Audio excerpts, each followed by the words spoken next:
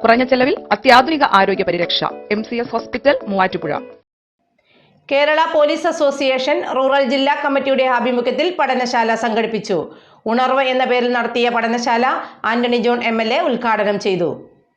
Kerala police association rural ജില്ലാ കമ്മിറ്റിയുടെ നേതൃത്വത്തിലാണ് ഭൂതത്താൻകെട്ട് പെനിൻസുല റിസോർട്ടിൽ പാഠശാല നടത്തിയത്.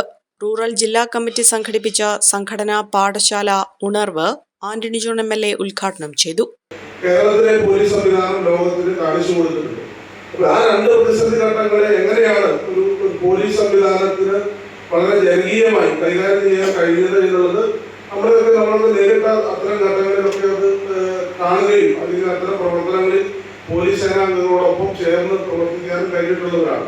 അപ്പൊ അതുകൊണ്ട് തന്നെ ഞാൻ ആദ്യം സൂചിപ്പിച്ചതുപോലെ കാലാകാലങ്ങളിൽ സമൂഹത്തിലും ലോകത്തിലും രാജ്യത്തിലും ഒക്കെ ഉണ്ടാകുന്ന മാറ്റങ്ങളോടൊപ്പം പോലീസ് സേനയിലും ആ നിലയിലുള്ള മാറ്റങ്ങളും ഇടപെടലുകളും പരിഷ്കരണങ്ങളും ഒക്കെ വരേണ്ടതുണ്ട്.